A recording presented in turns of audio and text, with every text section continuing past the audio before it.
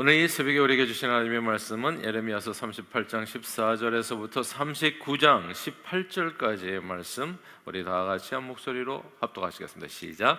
시드기야 왕의 사람을 보내어 선지자 예레미야를 여호와의 성전 셋째 문으로 데려오게 하고 왕이 예레미야에게 이르되 내가 내게 한 가지 일을 물으리니 한마디도 내게 숨기지 말라. 예레미야가 시드기야에게 이르되 내가 이 일을 왕에게 아시게 하여도 왕이 결코 나를 죽이지 아니하시라이까 가령 내가 왕을 권한다 할지라도 왕이 듣지 아니하시리이다. 시드기야 왕이 비밀 예레미야에게 맹세하여 이르되 우리에게 이 영혼을 지으신 여호와께서 살아계심을 두고 맹세하노니 내가 너를 죽이지도 아니하겠으며 내 생명을 찾는 그 사람들의 손에 넘기지도 아니하리라 하는지라. 예레미야가 시드기야에게 이르되 만군의 하나님이신 이스라엘의 하나님 여호와께서 이와 같이 말씀하시되 내가 만일 바벨론의 왕의 고관들에게 항복하면 내 생명에 살겠고 이 성이 불사람을 당하지 아니하겠고 너와 내 가족의 살려니와 내가 만일 나가서 바벨론의 왕의 고관들에게 항복하지 아니하면 이 성이 갈대아인의 손에 넘어가리니 그들이 이 성을 불살을 것이며 너는 그들의 손을 벗어나지 못하리라 하셨나이다. 시드기야 왕이 예레미야에게 이르되 나는 갈대아인에게 항복한 유다인을 두려워하노라. 여호와건대 갈대아인이 나를 그들의 손에 넘기면 그들이 나를 조롱할까노라 하는지라. 예레미야가 이르되 그 무리가 왕을 그들에게 넘기지 아니하리이다. 원하옵나니 내가 왕에게 아뢰바 여호와의 목소리에 순종하소서. 그리하면 왕의 복을 받아 생명을 보존하시리이다. 그러나 만일 항복하기를 거절하시면 여호와께서 내게 보이신 말씀대로 되리이다. 보라, 곧 유다 왕국에 남아있는 모든 여자가 바벨론 왕의 고관들에게 끌려갈 것이요 그 여자들은 내게 말하기를 내 친구들이 너를 꿰어 이기고 내 발이 진흙에 빠짐을 보고 물러갔도다 하리라. 내 아내들과 자녀는 갈대아인에게로 끌려가겠고 너는 그들의 손에서 벗어나지 못하고 바벨론 왕의 손에 잡히리라. 또 내가 이 성읍으로 불사람을 당하게 하리라 하셨나이다. 시드기야가 예레미야에게 이르되 너는 이 말을 어느 사람에게도 알리지 말라. 그리하면 내가 죽지 아니하리라. 만일 고관들이 너와 말하였다 함을 듣고 와서 내게 말하기를 내가 왕에게 말씀한 것을 우리에게 전하라. 우리에게 숨기지 말라. 그리하면 우리가 너를 죽이지 아니하리라. 또 왕이 내게 말씀한 것을 전하라 하거든 그들에게 대답하되 내가 왕 앞에 간구하기를 나를 요나단의 집으로 돌려보내지 마소서. 그리하여 거기서 죽지 않게 하옵소서 하였다 하라 하니라. 모든 고관이 예레미야에게 와서 물으매 그가 왕이 명령한 모든 말대로 대답하였으므로 일이 탈로 되지 아니하였고 그들은 그와 더불어 말하기를 그쳤더라. 예레미야가 예루살렘에 함락되는 날까지 감옥들에 머물렀더라. 유다의 시드기야 왕이 제9년 10째 달에 바벨론의 느부갓네살 왕과 그의 모든 군대가 와서 예루살렘을 에워싸고 치더니 시드기야 제11년 넷째 날 9째 날에 성이 함락되니라. 예루살렘이 함락되매 바벨론 왕의 모든 고관이 나타나 중문에 앉으니 곧 네르갈 사레셀과 상갈레브와 내시장 살스기민이 네르갈 사레셀은 궁중장관이며 바벨론의 왕의 나머지 고관들도 있더라. 유다의 시드기야 왕과 모든 군사가 그들을 보고 도망하되 밤에 왕이 동산길을 따라 두담 샘문을 통하여 성읍을 벗어나서 아라바로 갔더니 갈레인의 군대가 그들을 따라 여리고 평원에서 시드기야에게 미쳐 그를 잡아서 데리고 하맛 땅 리블라에 있는 바벨론의 느부갓네살 왕에게로 올라가며 왕이 그를 신문하였더라. 바벨론의 왕이 리블라에서 시드기야의 눈앞에서 그의 아들들을 죽였고 왕이 또 유다의 모든 귀족을 죽였으며 왕이 또 시드기야의 눈을 빼게 하고 바벨론으로 옮기려고 사슬로 결박하였더라. 갈대아인들이 왕궁과 백성의 부적을 불사르며 예루살렘 성벽을 헐었고 사령관 느부갓네살이 성중에 남아있는 백성과 자기에게 항복한 자와 그 외 많은 백성을 잡아 바벨론으로 옮겼으며 사령관 느부사라단이 아무 소유가 없는 빈민을 유다 땅에 남겨두고 그날의 포도원과 밭을 그들에게 주었더라. 바벨론의 느부갓네살 왕이 예레미야에 대하여 사령관 느부사라단에게 명령하여 이르되 그를 데려다가 선대하고 해하지 말며 그가 내게 말하는 것을 대로 행하라. 이에 사령관 느부사라단과 내시장 느부사스반과 공중장관 네르갈 사레셀과 바벨론 왕의 모든 장관이 사람을 보내 예레미야를 감옥들에서 데리고 사반의 손자 아이감의 아들 그다리아에게 넘겨서 그를 집으로 데려가게 하며 그가 백성 가운데에 사니라. 예레미야가 감옥들에 갇혔을 때 여호와의 말씀이 그에게 임하니라. 이르시되 너는 가서 구스의 에벤멜렉에게 말하기를 만군의 여호와 이스라엘의 하나님의 말씀에 내가 이 성에 재난을 내리고 복을 내리지 아니하리라 한 나의 말이 그날에 내 눈앞에서 이루리라.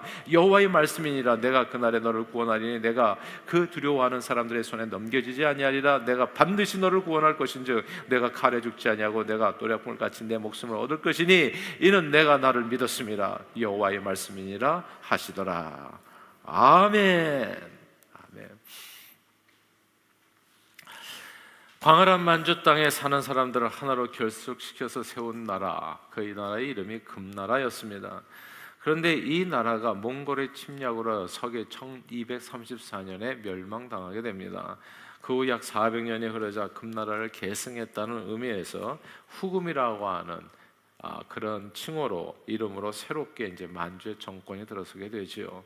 이제 명나라 말기인 1616년에 있었던 일인데 이 누르와치라는 사람이 세운 만주족들의 나라. 조선은 이때만 해도 명나라를 섬기고 있었을 때 만주족 나라인 후금을 오랑캐 나라로 여겨서 하시했었습니다. 그러자 후금이 먼저 이게 기분이 나쁜 거죠. 그래서 종묘효란을 일으켜서 조선을 힘으로 굴복시켜서 이제 형제의 관계를 맺게 됩니다. 조선이 비록 후금과 어쩔 수 없이 형제의 관계를 맺었다고 하지만 굉장히 치욕으로 생각했어요. 힘으로 눌려가지고 어쩔 수 없이 형제 관계를 형제 같지가 않은 거거든요. 그러니까 자기보다도 한참 못하는 게 오랑캐라고 생각했는데 이제 강제적으로 형제 관계를 맺고 그러나 명과의 관계는 끊임없이 변함이 없었습니다. 그러나 후금은 중원을 정복할 큰 꿈을 가지고 있었지요. 그래서 명나라를 치고 중원의 그 주인이 될 생각을 가지고 있었기 때문에 이제 아무래도 이제 이 배후에 있었던 조선을 먼저 굴복시킬 필요를 느끼게 됩니다. 이 명나라를 칠 때 또 명나라하고 조선이 합작해가지고 앞뒤로 공격해 오면 이게 쉽지 않잖아요. 그래서 한쪽을 완전히 굴복시켜야 될 필요성을 느끼고 그래서 조선에게 이제 조선이 사신을 불러가지고 그 의중을 타진했는데 조선의 인조 대왕은 그러니까 그 전까지만 해도 이제 광해군 얘기 잘 아실 거예요. 광해군은 그래도 그 사이에서 정치를 잘했죠. 왔다 갔다 하면서 조선이 하나도 손을 보지 않도록 그래 애를 썼는데 인조가 반정을 일으키면서 정권을 뒤집어서 그래서 친명배금 정책을 그러니까 이게 고관들이 문제인 거예요. 귀족들이 문제였던 거죠. 친명배금 정책을 펼쳐서 명나라를 배신할 뜻이 없다. 그러니까 여전히 너희는 오랑캐다. 이런 점을 갖다가 약간 분명히 하는 바람에 명나라와의 전면전을 앞두고 후금은 국호를 청으로 바꾼 다음 그다음에 1636년에 이 조선을 갖다 완전히 굴복시키지 않으면 이 전쟁에서 좀 어려움을 겪을 수 있겠다 해가지고 드디어 병자년 12월에 병자호란을 일으키게 됩니다. 12만 군사를 일으켜서 조선을 침공하게 되는 거죠. 병자호란입니다. 당시 조선의 청나라 방어 전략은 간단했습니다. 그 청약 견벽으로 강한 청의 기병이 너무너무 세니까 만주족들이 뭐 하고 다녔습니까? 맨날 말 타고 다니니까 얼마나 말을 잘 타고 오세요. 그러니까 이 청나라 그리고 이 말을 잘 타고 활을 잘 쏘고 그러니까 이 청의 기병과 직접 맞붙는 것은 위험하다고 생각하고 그래서 다들 이제 공성전을 하기로 했던 겁니다. 다 성 안에 다 들어가가지고 청나라의 기병이 오면 그냥 계속 거기에서 이제 그 성을 지키면서 나오지 아니하고. 근데 이 전략이 통하지가 않았던 게 그러니까 이게 이 정묘효란 때 이미 이제 청나라가 경험을 했기 때문에 그냥 공성전을 피하고 맞바로 한양으로 내려온 거예요. 한양으로. 그러니까 원래 전략은 공성전을 하면서 시간을 벌고 그러면 암만 해도 장기전으로 전쟁에 끌고 가면 명나라가 또 배후에서 쳐가지고 그러니까 명을 계속 의지하는 겁니다. 명나라가 아무리 약해졌다고 하더라도 전쟁을 장기적으로 끌고 가면 우리에게 승산이 있다고 생각한 겁니다. 그리고 유사시에는 수군이 뭐 만주족들이 언제 배탈 기회가 있었겠어요. 그러니까 수군이 약한 청의 공세를 피할 수 있도록 이제 강화도로 파천하는 왕만 죽지 않으면 된다. 그러면 나라를 보존할 수 있다. 남의 나라에 와가지고 오래 버티기는 어렵지 않겠나. 뭐 이런 생각을 가지고 그 파천하는 계획도 가지고 있었던 거예요. 그러나 정묘호란을 겪으면서 청나라가 똑똑해진 겁니다. 이 군대들이 당시 인조가 강화도에 파천한 것을 경험했었던 이 청나라는 조선군들이 지키는 이 성들을 다 우회해가지고 그냥 한양으로 바람처럼 말을 타고 달려온 거죠. 그래서 인조와 조정이 강화도로 피신하기 전에 그 피난하는 길을 갖다가 그냥 차단을 해버린 겁니다. 그러니까 이게 봉화를 통해 가지고 긴급 통신 수단이 있기는 있었는데 이게 봉화를 올리기도 전에 와버린 거예요. 그래서 강화도 파천에 나섰지만 그 길이 차단돼서 할 수 없이 어디로 들어갔어요? 이제 남한산성으로 들어가게 된 겁니다. 근데 이제 남한산성으로 들어간 것은 굉장히 좋은 그러니까 전략적으로 볼 때 좋은 선택이었던 거죠. 천혜의 요새였거든요. 남한산성에 가보신 분 계실지 모르겠습니다만은 정말 단단한 성이에요. 이제 잘 무너지지 않는. 예, 그리고 근데 이게 이제 문제가 뭐냐면 갑자기 들어가는 바람에 군량미가 적었던 겁니다. 딱 한 달 남짓 버틸 수밖에 없는 군량미. 그래서 이게 장기전을 도모하기가 어려웠다. 그냥 버틸 수만 있으면 되는데 장기전을 가기가 어려웠다. 그래서 이제 몇 년 전에 남한산성이라고 하는 영화가 나왔는데 그 내용이 바로 이 병자호란 당시에 삼전도의 굴욕을 막기까지 이제 47일간 1월 30일 날 사실은 1637년 1월 30일 날 굴복을 했거든요.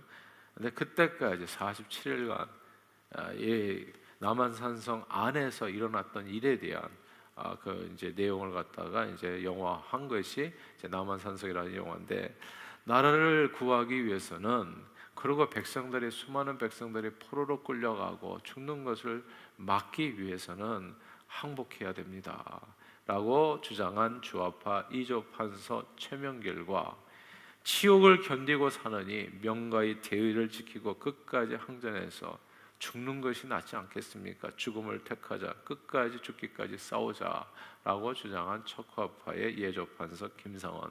이제 이 두 사람이 치열하게 대립하는 내용이 이제 나오는 거죠. 그리고 그 사이에서 번민하는 인조의 갈등을 다루는 겁니다. 근데 이게 너무 놀라운 게 역사 해아래 새 것이 없다고. 오늘 본문이 딱 그 얘기예요.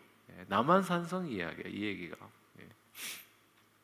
남유다의 마지막 왕인 이 시드기야는 애굽과의 대국과 오랜 관계를 맺고 있어요. 애굽이 명나라였어요 그 당시에. 이 남유다에 있었어. 그래서 이게 군신 관계를 맺고 항상 애굽의 비호를 받아가지고 여기서 무슨 싸움이 벌어지면 애굽이 군대를 보내가지고 이기고 뭐 이런 형태예요. 그러던 어느 날 신흥 제국이 일어났는데, 바벨론이랑. 근데 이 사람들은 이 진짜 하나님도 모르고 오랑캐 중에 오랑캐거든요. 근데 와가지고 자꾸 군신 관계를 요구하는 거예요. 막 세금을 내라고 얘기하고 막 겁박하니까. 그러니까 이게 남유다가 여기서 이 신흥 제국에게 갑자기 굴복할 수가 없어요. 그럼 여러 가지로 이 함수 관계가 복잡해졌다. 이제 왕과 고관들, 이게 다 예전에 애국과 연결해 가지고 왕이 되고 그랬거든요. 딱 명나라 관계하고 비슷해요. 왕이 되려면 애굽에 가가지고 승낙을 받아야 돼. 이런 관계로 살았었거든요. 그런데 이제 이게 이 명나라를 버리고 이게 청나라를 이게 힘든 것처럼, 이게 애굽을 버리고 바벨론으로 가는 게 이게 쉬운 게 아닌 거예요. 애굽은 가깝거든요. 그냥 바로 이 홍해만 걸으면 바로 애굽이고, 바벨론은 저 갈대아에서 온 사람들이고. 그러니까 이렇게 먼 나라에서 우리까지 공격하는, 이게 말이 안 되지. 가까운 나라를 버리고. 그래가지고 끝까지 대항해서 맞서서 싸우게 됩니다. 이때 선지자 예레미야는 바벨론의 침공에 대해서 해석이 달랐어요. 모든 사람들이 바벨론하고 다 맞서 싸워서 나라를 지키고 자존감을 지키고 뭐 이렇게 하자, 이렇게 어떻게 오랑캐에게 우리가 굴복할 수 있냐, 이렇게 국론이 통일되고 있는 그 순간에 에레미야는 완전히 혼자 독야청청 다른 얘기를 하는 거예요. 지금 바벨론의 침공은 남유다 백성들의 악행과 우상숭배 등의 죄악에 대한 하나님의 심판이기 때문에 여기서 승리하는 길은 없다. 여기가 뭐 오래 싸우고 지공을 하고, 그러니까 말하자면 성 안에 들어가서 계속 지키면은 장기전으로만 이끌고 가면 우리가 반드시 승리할 거다. 이건 여러분들의 생각이다. 이 사람들은 한 번으로 포기하지 않아. 또 온다, 또 온다, 또 온다. 결국 우리 굴복할 때까지. 그러니까 빨리 항복해야 된다. 항복해서 목숨을 구하라. 훗날을 도모하는 것이 옳다. 이거는 하나님께서 주는 징계이기 때문에 회개하고 돌이켜라. 그러면 사는 길이 있다. 이걸 계속 그냥 처음부터 끝까지 지속적으로 선포하게 된 거예요. 그러나 항복을 권유하는 선지자 에레미야의 말이 왕과 당시 기득권자들이었던 고관들의 귀에는 좋게 들리는 말이 아니었습니다. 이게 지금까지 우리가 끊임없이 섬겼던 대국인 애굽을 버리고 그 오랑캐 나라를 섬기는 게 옳으냐, 그건 말이야 대의를 저버려서는 안 된다서부터 그냥 남한산성의 얘기가 그대로 반복된 거예요. 지금 며칠 사이에 계속해서 이 예레미야 선지서에. 그런데 저들의 마음을 결국 먹기는 죽기를 각오하고 항전하기로 결정합니다. 그런데 이제 왕은 계속 불안한 거예요. 시드기야 왕은. 왜냐하면 예레미야가 선지자가 계속 맞았거든요. 말이 여호와kim 왕에서부터 말 안 들었을 때 다 바벨론에 끌려가가지고 계속 이런 일들이 벌어지니까 시드기야는 닌조 대왕처럼 계속 갈등하는 거예요. 이거 어떻게 따라가야 되는가? 예. 이거 전쟁에서 지는 것은 전쟁에서 지는 것으로 끝나는 게 아니라 다 결국은 목숨을 잃는 건데 두렵지 않았겠어요? 그러니까 밤에 또 오늘 보니까 조용히 에레미야를 불러가지고 마지막 얘기를 듣는 거예요. 네 생각은 정말 어떠냐? 정말 우리가 지겠느냐? 우리가 네 말처럼 그렇게 정말 이 전쟁에서 패하고 모든 것을 잃어버리는 마지막 얘기를 또 듣는 거예요. 이 그때 하나님의 말씀이 예레미야 선지자를 통해서 주어진 것이 오늘 본문 20절의 말씀입니다. 20절 한번 같이 읽어볼까요? 38장 20절입니다. 같이 읽겠습니다. 시작. 예레미야가 이르되 그 무리가 왕을 그들에게 넘기지 아니하리라 원하옵나니 내가 왕에게 아뢰는 바 여호와의 목소리에 순종하소서. 그리하면 왕이 복을 받아 생명을 보존하시리이다. 예. 그러니까 이게 마지막 기회를 준 거예요. 여기 항복하면은 살고 항복하지 않으면 다 죽는다. 이 성은 불탈 거고 모두가 다 노예로 끌려갈 거다. 이렇게 마지막 기회를 준 거예요. 시드기야요. 이게 시드기야가 목숨을 구할 수 있는 마지막 기회였거든요. 그러나 연약한 시드기야 왕은 하나님의 말씀보다도 자기와 함께한 고관들의 말을 더 무서워하고 신뢰한다 싶어요. 오늘 본문에 보면 고관들을 무서워하는 내용이에요. 너와 나하고 얘기한 얘기는 아무에게도 얘기하지 말라. 그러니까 사람들의 얘기가 무서운 거예요. 그래서 하나님의 말씀보다도 사람들의 말을 무서워하면 반드시 망합니다, 여러분. 그래서 제가 제 얘기가 좀 어떨 때는 강하게 들릴 것 같지만 그게 아니에요. 하나님의 말씀을 들으셔야 돼. 그래야 살아요. 사람들의 얘기에 자꾸 우유부단하게 흔들리면 안 돼요.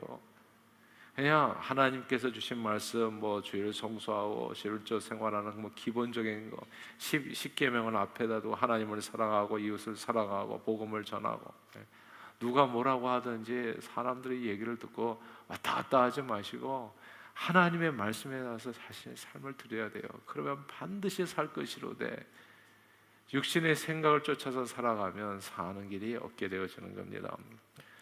결국 항복을 거부하게 되죠. 그리고 끝까지 싸우게 됩니다. 시드기야와 고관들은 결국 시드기야 11년에 그러니까 왕이 된 지 11년 만에 성에 함락되면서 모두 비참한 최후를 맞게 됩니다. 그러니까 시드기야 왕이 된 지 9년에 이제 이 성을 에워싸게 되거든요. 느부갓네살이. 그리고 11년에 이제 성이 함락되고 모두 비참한 최후를 맞게 됩니다. 끝까지 항전했던 귀족들은 어떻게 됐어요? 다 죽었고, 그리고 시드기야의 두 아들은 시드기야의 목전에서 죽임을 당했고, 하나님의 말씀을 알면서도 왔다 갔다 순종하지 않는 사람도 역시나 시드기야처럼 되는 거예요. 두 눈이 뽑히고 바벨론으로 끌려가게 됩니다. 그리고 성중에 있는 모든 사람들은 포로로 바벨론으로 끌려가고 노예로 끌려가는 거죠. 예전에는 다. 그리고 아무 소유가 없던 빈민들에게 유다 땅을 나누어 주게 됩니다. 그러니까 이게 이제 천지가 개벽하게 된 거예요. 완전히 가지고 있었던 그거 지키기 위해서 했는데 지킬 것도 없이 다 잃어버렸어요. 이 말씀이 주는 교훈이 어마어마합니다. 그러니까 하나님의 말씀을 따라서 살면요 세상에 두려울 것이 없어요. 왜냐하면 하나님의 그의 삶을 지킬 것이 만왕의 영 만주의 주가 우리 삶과 인생과 우리 후손들을 지켜줄 것이기 때문에. 그런데 하나님을 두려워하는 대신에 세상을 두려워하고 사람들의 얘기에 그냥 좌고우명하고 왔다 갔다 하면은 모든 것을 잃어버리게 되는 겁니다. 그 엊그저께 말씀에 두루마기를 불태웠다고 하잖아요. 여호와kim 왕이. 하나님의 말씀을 불태우면 그 사람이 인생이 불타게 됩니다. 아무것도 남는 게 없어져요. 진짜 성이 그렇게 불타버렸어요. 끝나버렸어요. 그러니까 항상 드리는 얘기지만 하나님의 말씀을 앞에다 두고 타협 없이 사셔야 돼요. 하나님의 말씀이 내 인생의 길이 되고 빛이 되고 그런 내 앞길을 인도하는 인도자, 그런 선한 목자가 되어야 됩니다. 말씀이. 근데 하나님의 말씀을 저버리게 되면 어떻게 돼요? 어떻게 살아도 그 사람은 온전하지가 않아요. 오늘 잘 된다고 그래서 너무나 좋아하지 마세요. 그게 오늘 잘 된 것뿐이에요. 내일 미래는 없습니다. 그러나 하나님의 말씀에 따라서 살아가면 제가 개런티해 드릴게요. 제 인생의 모토에 Better Today, Better Tomorrow가 될 겁니다. 오늘은 어제보다 좋을 것이요, 내일은 오늘보다 좋을 거예요.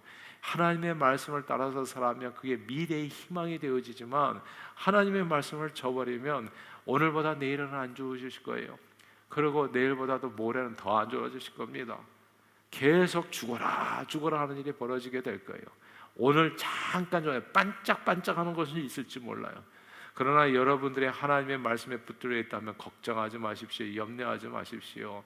그리고 불안해하지 마세요. 모든 염려를 주께 맡기세요. 너무 염려하는 것도 그것도 불신앙인 거예요. 내가 하나님 앞에서 하늘을 우러러 부끄러움이 없고 하나님의 말씀에 따라서 오늘도 순종해서 살아간다면 무엇을 두려워하십니까? 무엇을 염려하십니까?